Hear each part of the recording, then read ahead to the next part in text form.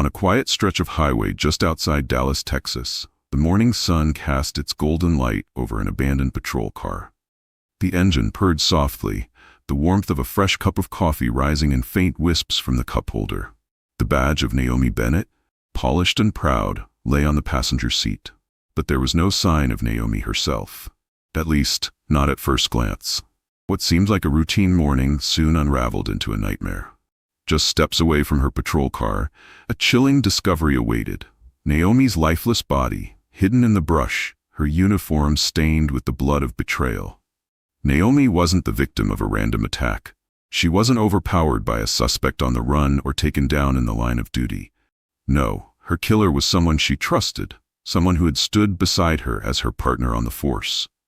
A man the department praised as a leader, a man the town respected as a protector.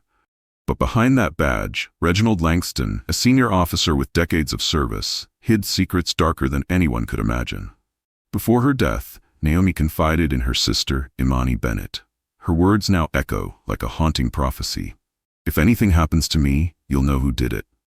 She had been fighting a battle no one saw, a battle against harassment, threats, and a system that turned a blind eye. Naomi fought for justice in a world where justice often comes too late. But why would a man like Reginald Langston risk everything, his career, his reputation, his freedom, to silence Naomi Bennett? And what exactly did she uncover that sealed her fate? This story isn't just about betrayal. It's about power, corruption, and the cost of standing up against those who believe they are untouchable. Naomi Bennett's voice was silenced, but the evidence she left behind tells a story that demands to be heard. Naomi Bennett was the kind of officer every department needed, but rarely appreciated enough. At just 32, she was already making her mark as one of the most dependable troopers in the Texas State Police. Colleagues often described her as a force of nature, tenacious, sharp, and fiercely committed to justice. From the moment she joined the academy, Naomi had one clear goal: to make detective. It wasn't just a dream, but a calling, born from her experiences growing up in a neighborhood where crime often went unchecked, and justice felt like a distant promise. Her upbringing shaped her resilience. Raised by a single mother in a low-income neighborhood on the outskirts of Houston, Naomi learned early on that survival required strength, and success demanded grit. While others were drawn into the cycle of crime and poverty that surrounded them, Naomi stood apart. She had an unshakable sense of right and wrong, a moral compass honed by watching her mother work tirelessly to provide for her and her younger sister, Imani. The bond between Naomi and Imani was unbreakable. Imani, 3 years her junior, had always been her confidant and cheerleader. While Naomi chose the uniform, Imani found her voice as a journalist, often digging into stories about corruption and systemic failures. The two sisters were inseparable. Their late-night conversations, a mix of professional frustrations and personal aspirations. Imani encouraged Naomi to push boundaries in her career, to speak out against injustices she faced as a woman in law enforcement. "You can't let them silence you," Imani would often say. Naomi's reply was always the same: "I just need to prove I belong, then I can make a real difference." But proving herself in a male-dominated field was an uphill battle. Naomi had excelled in every way possible, topping her academy class, handling high-pressure situations with precision, and earning the respect of her peers. Still, she quickly learned that being good at her job wasn't enough. She had to navigate a workplace culture that often valued loyalty to hierarchy over fairness. It was a culture where speaking out could mean career suicide, and for women like Naomi, it often felt like walking a tightrope.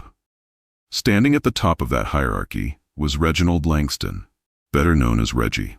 At 45, Reggie was the embodiment of authority within the department. He had been with the force for over 2 decades, climbing the ranks with what appeared to be effortless charm and unwavering competence. To the public, he was a hero, a man who had dedicated his life to protecting the community. His colleagues praised his leadership, pointing to his track record of solving cases and mentoring younger officers. But beneath the polished surface was a man with a dark history. For years, Reggie had used his position of power to intimidate and manipulate. He was a master of double lives, publicly admired, privately feared. Female officers often bore the brunt of his darker tendencies. Reggie had a pattern. He would single out ambitious young women, offer them guidance, and then slowly blur the lines between professional mentorship and personal control. Compliments turned into suggestive comments, late-night work discussions became opportunities for coercion, and anyone who pushed back found themselves reassigned to less desirable posts or ostracized within the department. Naomi, with her clear ambition and sharp intellect, was exactly the type of officer Reggie targeted. But what made her different was her refusal to play along. She wasn't the first woman to push back against Reggie's advances, but the others had been silenced. Some transferred to smaller precincts, others resigning quietly under pressure. The department's unofficial policy was clear: protect the reputation of senior officers at all costs. Complaints were buried, investigations quietly dropped, and victims left to fend for themselves. The culture within the department was toxic, to say the least. Officers were taught to value loyalty over accountability, and any disruption to the chain of command was seen as betrayal. It was an unspoken rule that you didn't question the actions of your superiors, especially not someone as untouchable as Reggie Langston. Over the years, whispers of misconduct had circulated, but nothing ever stuck. Women who spoke out were labeled as troublemakers, their credibility attacked until they had no choice but to leave. Naomi had heard the stories before she even met Reggie. She knew what kind of man he was, but she had no idea how dangerous he could be. For Reggie, control wasn't just a tool. It was an obsession. He thrived on the power dynamics that came with his rank, using his charm and authority to mask his true nature. He wasn't just a man who crossed the line, he erased it entirely, and anyone who tried to hold him accountable became a target. For Naomi, the stakes were higher than they had ever been. She wasn't just fighting for her career or her dream of becoming a detective. She was fighting for her dignity, her safety, and the justice she had sworn to uphold. And as the tension between her and Reggie grew, so did the danger that loomed over her. Naomi Bennett's story wasn't just about one woman's courage in the face of harassment. It was about a system designed to protect the powerful at the expense of the vulnerable. And as the events leading to her death would soon reveal, sometimes the cost of standing up for what's right is everything. When Naomi Bennett first met Reginald Langston, she had no reason to doubt his intentions. He was her senior officer, someone who seemed eager to mentor younger troopers and ensure they had every opportunity to succeed. To Naomi, Reggie initially appeared to be a seasoned professional who genuinely wanted to help her thrive in a field where women were often overlooked. Reggie's attention began subtly. During routine patrols or post-shift briefings, he would stop by her desk and offer feedback, often accompanied by what Naomi thought were harmless compliments. "You've got potential, Bennett. Real potential," he said one day after a particularly challenging traffic stop. His words seemed encouraging, and Naomi, like any ambitious officer, welcomed the chance to learn from someone with decades of experience. At first, his guidance felt like a privilege. Reggie started inviting Naomi to one-on-one training sessions, framing them as opportunities to sharpen her skills. He praised her work ethic in front of colleagues, making her feel seen in a department where recognition was hard-earned. But as weeks turned into months, Naomi began to notice something off about his behavior. His compliments became more personal, straying beyond the realm of professionalism. "You don't just handle situations well," he once said with a smirk. "You look good doing it." The shift was gradual, almost imperceptible at first. What had started as professional mentorship began to take on a tone Naomi couldn't ignore. Late-night texts became more frequent, usually under the pretense of discussing work. "Got a question about the Henderson case," one text read at 11:45 p.m. But when Naomi responded professionally, his replies would veer into personal territory. "You're always so focused. Bet it's hard for someone like you to find time for yourself." Naomi's discomfort grew, but she tried to maintain a neutral stance. She told herself that maybe she was overthinking things, that Reggie was simply trying to connect with her on a more personal level as a mentor. But the boundary pushing didn't stop. During shifts, he would find reasons to linger near her, his hand brushing against hers as they exchanged documents, or his gaze lingering longer than it should. Then came the unwelcome advances. During a departmental gathering, Reggie cornered Naomi near the coffee station, leaning in too close as he spoke. "You know, I don't usually go out of my way for just anyone," he whispered, his voice carrying an edge that made her skin crawl. Naomi's polite smile faltered, and she excused herself quickly, her heart racing as she walked away. It was then that Naomi realized this wasn't just harmless flirting or misinterpreted intentions. Reggie's actions were deliberate, calculated, and increasingly invasive. She resolved to set boundaries, hoping that making her discomfort clear would put an end to his behavior. When Reggie texted her late one night with another vague work-related excuse, Naomi finally responded bluntly, "Sir, I prefer to discuss work matters during regular hours." The reply she received chilled her. "Everything's appropriate when I say it is." From that moment, Reggie's demeanor shifted. No longer the affable mentor, he became cold and calculating. He started assigning Naomi to the most dangerous shifts, night patrols in high-crime areas, often alone. He spread subtle rumors about her among their colleagues, planting seeds of doubt about her professionalism.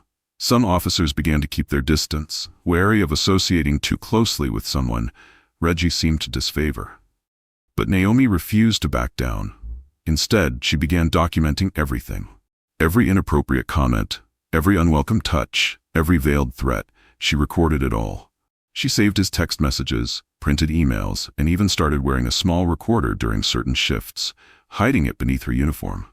Naomi understood that without evidence, her word would never outweigh Reggie's. In the midst of this turmoil, Naomi turned to the one person she trusted unconditionally, her sister, Imani. Over coffee one evening, Naomi opened up about what she had been enduring. Her voice wavered as she recounted the late-night texts, the escalating harassment, and the retaliation she faced for rejecting Reggie's advances. Imani was furious. "You can't let him get away with this, Naomi. You have to report him," she urged, her hands gripping the edge of the table. But Naomi shook her head, her eyes filled with a mix of frustration and fear. "You don't understand how it works in there. They'll protect him. They always do." Imani's instincts as a journalist kicked in. "Then let me help you. We can go public with this. If they won't listen internally, we'll make sure they can't ignore it." But Naomi wasn't ready. The fear of retaliation loomed too large. She knew the risks, being ostracized, losing her career, or worse. "I just need more time," she said softly. "More evidence. I have to make it undeniable." As the weeks passed, Naomi continued to confide in Imani, updating her on her progress. She shared pieces of her documentation, asking Imani to hold on to backups just in case. "If anything ever happens to me," Naomi said one night, her voice heavy with unspoken dread, "you'll know what to do." Imani looked at her sister with a mix of admiration and sorrow. She wanted to protect Naomi, but she also knew that Naomi's fight was one she had to face on her own terms. Naomi's resistance was courageous, but it didn't go unnoticed. Reggie was growing increasingly paranoid, sensing that she was preparing to expose him. And as his paranoia grew, so did the danger Naomi faced, a danger she couldn't yet fully comprehend. For months, Naomi Bennett had walked the thin line between courage and fear, collecting evidence of Reginald Langston's harassment and abuses of power. She had tried to keep her distance from him, avoiding unnecessary interactions and shielding herself from his manipulative tactics. But Reggie was not a man who accepted rejection lightly. The harder Naomi tried to withdraw, the more determined he became to reassert control. Reggie's tactics turned darker, his threats more explicit. One night, during a routine shift briefing, he asked to speak with Naomi privately. In the dimly lit confines of the briefing room, his towering frame loomed over her. His tone was deceptively calm, but his words carried an unmistakable edge. "You think you're clever, don't you?" he murmured, his voice low but sharp. "You don't want to make enemies here, Bennett. Trust me, it's not worth it." Naomi held her ground, refusing to show the fear that churned inside her. She met his gaze without flinching, but the moment she walked out of that room, her legs trembled beneath her. She knew what Reggie was capable of, and the weight of his words lingered like a storm cloud over her head. His intimidation escalated. Late one evening, after most officers had left the precinct, Reggie waited for Naomi in the parking lot. She had just finished a grueling shift and was heading to her car when his voice stopped her in her tracks. "We need to talk," he said, stepping into her path. Naomi's heart raced, but she maintained her composure. "There's nothing to talk about, sir," she replied firmly, trying to sidestep him. But Reggie wasn't about to let her go that easily. He moved closer, his voice dropping to a menacing whisper. "You don't want to cross me. You'll lose more than just your job." Naomi froze, the words cutting through her like ice. She knew he wasn't bluffing. His power within the department, his connections, his ability to manipulate, it all made him a formidable adversary. But Naomi also knew she couldn't let him win. That night, when she finally made it home, Naomi played back the voicemail he had left on her phone earlier. She had avoided listening to it at first, dreading what she might hear. But when she hit play, her worst fears were confirmed. "You're making a mistake, Naomi," Reggie's voice growled through the speaker. "Do you really think anyone will believe you over me? Don't test me, because you won't like how it ends." It was the final straw. Naomi realized she couldn't live like this any longer, constantly looking over her shoulder, wondering if today would be the day he made good on his threats. She had to act, not just for herself, but for every other woman who had suffered under his reign. Determined, Naomi began compiling every piece of evidence she had gathered. Her desk became a war room of sorts, filled with USB drives, printed emails, and notebooks documenting each interaction. She had voice recordings of his threats, screenshots of inappropriate messages, and even surveillance footage from her patrol car that captured him lingering near her during shifts. Every detail was meticulously organized, creating an irrefutable case against him. Naomi knew that going to internal affairs wasn't without risk. The department had a history of protecting its own, especially someone as high-ranking as Reggie Langston. But she believed that with enough evidence, they would have no choice but to act. To ensure her safety, she reached out to her sister, Imani, once again. One evening, the two sisters sat at Naomi's kitchen table, the weight of the situation hanging heavy in the air. Naomi slid a folder across the table, its contents thick with damning evidence. "This is everything," she said quietly. "Every text, every voicemail, every recording."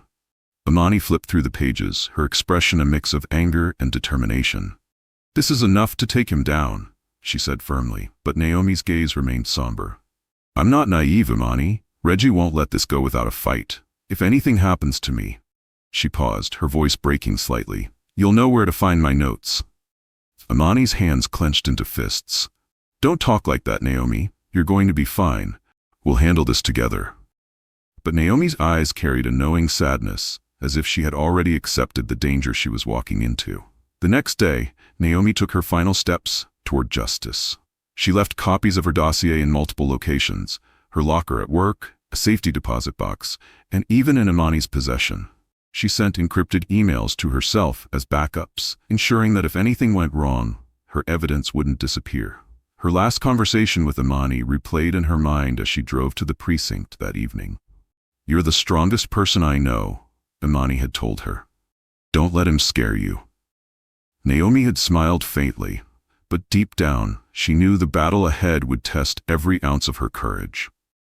That night, as Naomi walked into her shift, she couldn't shake the feeling that something was about to change. The air felt heavier, the silence in the precinct more pronounced. She double-checked her body camera and recording devices, her heart pounding with a mix of fear and resolve. Naomi Bennett was ready to fight back, but she couldn't have known just how far Reginald Langston was willing to go to silence her. Naomi Bennett's final shift began like any other, but those who saw her that evening couldn't ignore the weight she carried. Her usually calm and composed demeanor seemed strained. Her eyes darted around the room, scanning every corner of the precinct, as if she was cataloging everything for the last time. She double-checked her equipment, a ritual she had performed countless times before. But tonight, there was an edge of urgency in her movements. She inspected her patrol car meticulously, noting every detail: the position of her dash camera, the calibration of her body camera, the hidden recording device she had discreetly sewn into her jacket lining. Naomi wasn't leaving anything to chance. At 7:45 p.m., she logged her first radio check-in for the evening, her voice steady despite the storm raging inside her. The route she chose was familiar, a stretch of highway she had patrolled hundreds of times. But tonight, every shadow seemed darker, every sound sharper. As the hours dragged on, Naomi received the message she'd been dreading. It was from Reggie. The text was curt, direct. "We need to talk. County Road 17, midnight. Don't make me wait." Naomi froze, her hands tightening around her phone. She knew what this was. Reggie wasn't asking for a meeting. He was summoning her, demanding her compliance one last time. She glanced at her reflection in the rearview mirror, her own eyes staring back at her with a mixture of fear and determination. If she went, it could be the final piece of evidence she needed to expose him. If she didn't, he would escalate. After a moment of hesitation, Naomi responded, "I'll be there." As the clock neared midnight, Naomi made her way to the designated location, a desolate stretch of road flanked by overgrown fields and sparse trees. The area was eerily silent, the kind of silence that seemed to amplify every small sound. Her patrol car's headlights cut through the darkness, illuminating the faint outline of Reggie's vehicle parked further ahead. Naomi parked a safe distance away and stepped out, her hand instinctively brushing against the concealed recorder in her jacket. Her breaths came slow and steady, each one a reminder to stay calm. She approached Reggie's car, her boots crunching against the gravel, the sound unnervingly loud in the stillness. Reggie was waiting for her outside his car, his figure barely visible under the pale glow of the moonlight. He stood with his arms crossed, his posture rigid and unyielding. Naomi stopped a few feet away, maintaining a deliberate distance. "What do you want, sir?" she asked, her voice measured. Reggie's face was unreadable for a moment, his silence stretching out until it became unbearable. Then, in a low, venomous tone, he said, "I know what you're doing, Bennett. Do you really think you're going to get away with this?" Naomi squared her shoulders, her gaze unwavering. "Get away with what? Standing up for myself? Exposing the truth?" Her words seemed to ignite something in Reggie. He took a step closer, his eyes narrowing. "You don't understand what you're playing with. I've been in this department longer than you've been alive. You think a few recordings and texts are going to bring me down?" Naomi stood her ground, her hand brushing against her jacket pocket, ensuring the recorder was active. "It's not just a few recordings," she said calmly. "It's everything. Every threat, every abuse of power. And when this is over, people will finally see you for who you really are." Reggie's expression twisted into something feral. "You think you're so righteous, don't you? Acting like some martyr. But all you're doing is digging your own grave." Naomi's heart pounded, but she refused to back down. "I'm not afraid of you," she said firmly. For a moment, the air between them was electric, charged with the tension of unspoken threats and unresolved battles. Then, Reggie's hand moved. It was swift, almost instinctive. He reached for his weapon, pulling it from his holster with a speed that only years of experience could hone. Naomi's eyes widened in realization, but before she could react, the deafening sound of gunfire shattered the silence. The first bullet struck her in the chest, forcing her to stagger backward. A second shot followed, hitting her again. She collapsed to the ground, her body crumpling onto the gravel. Reggie stood over her, his breathing heavy, his hands trembling.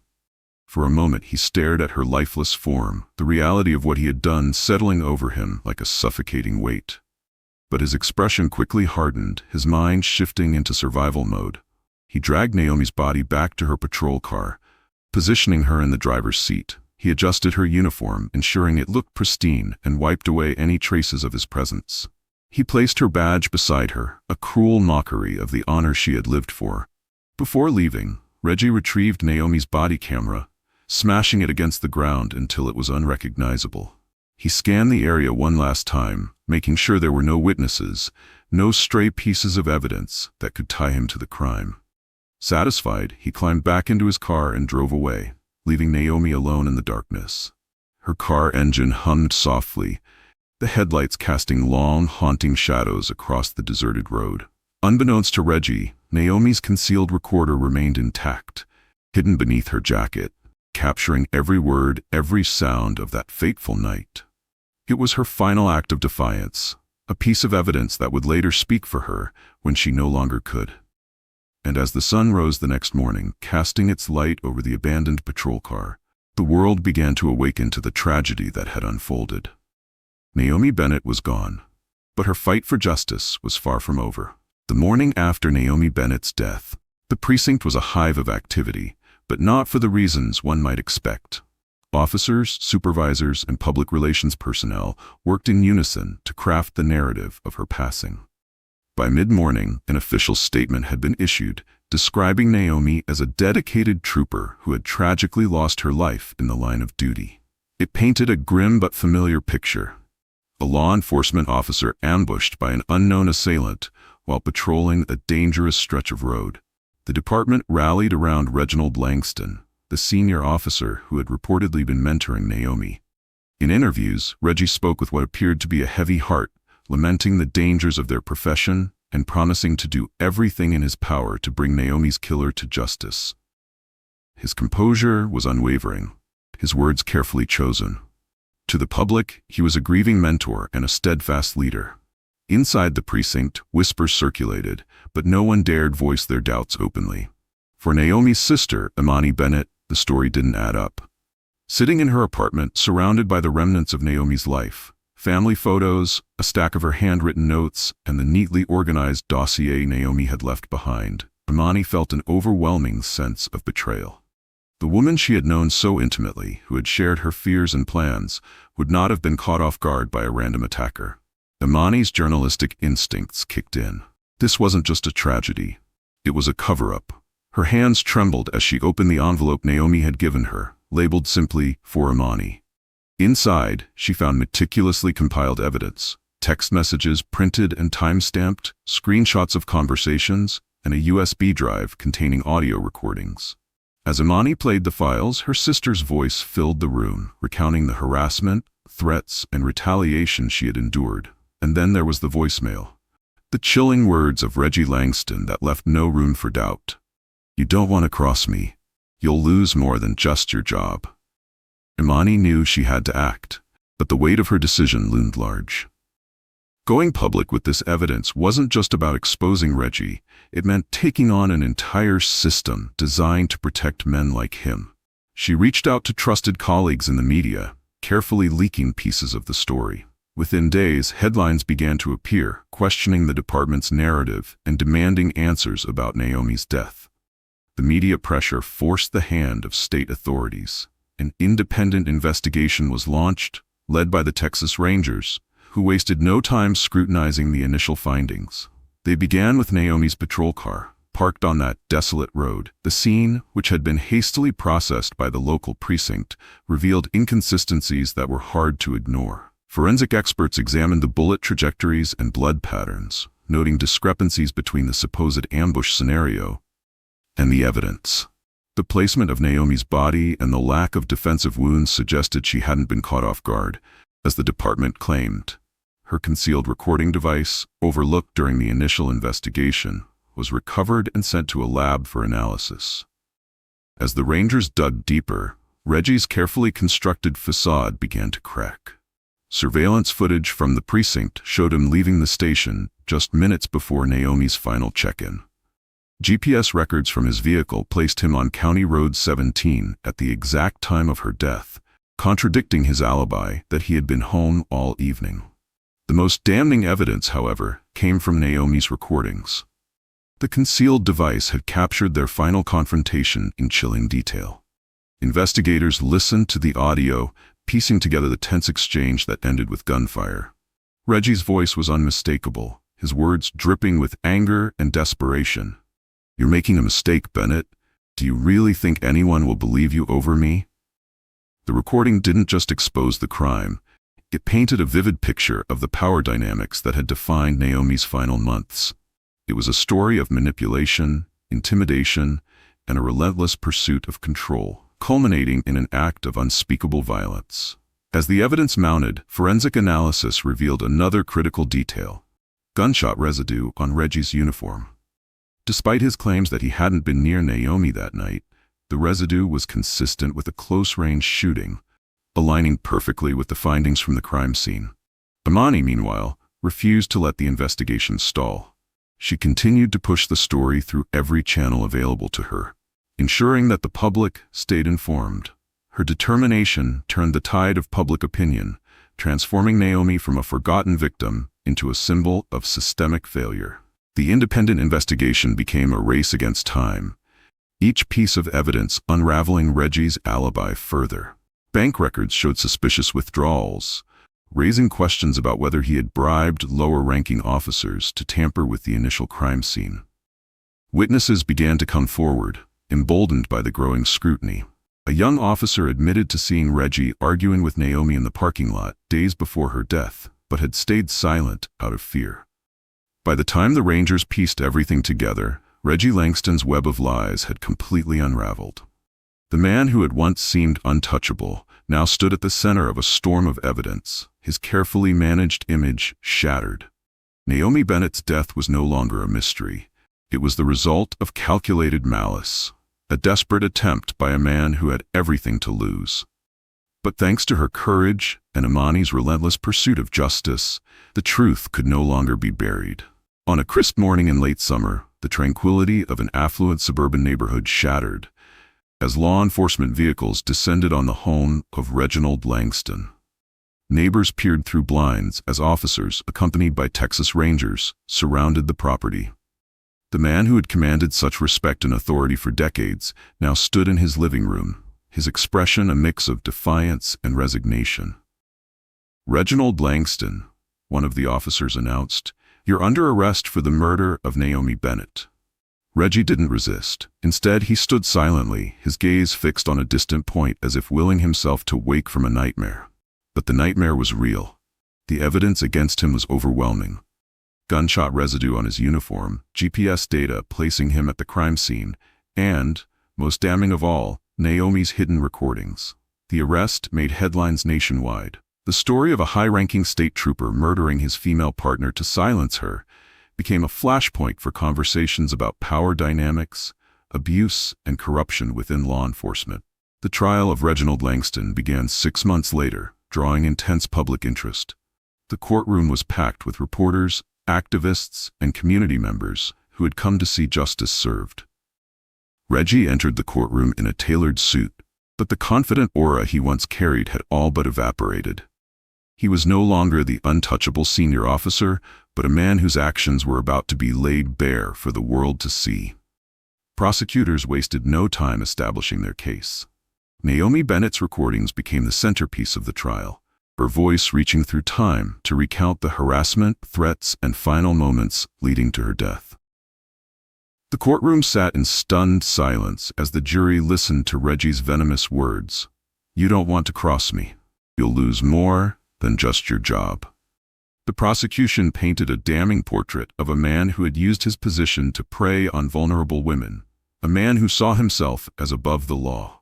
Witness after witness took the stand, including several female officers who had worked under Reggie. Their testimonies revealed a pattern of harassment and intimidation that had been ignored by the department for years.